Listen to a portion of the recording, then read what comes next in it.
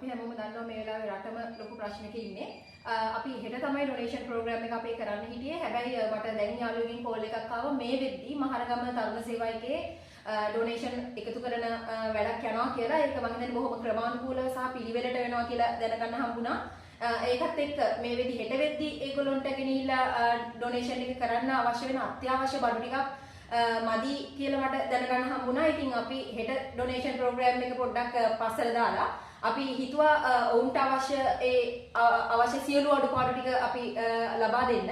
ඉතින් මම හිතන්නේ මේ වෙලාවේ මේ වීඩියෝ එක බලන්නේ මේ වැඩේට මේ ප්‍රශ්නෙට මුහුණ දීපු නැති බහුතරයක් දෙනෙක්. ඉතින් මේ වෙලාවේ අපි හැමෝටම උදව් කරගන්න ඕනේ.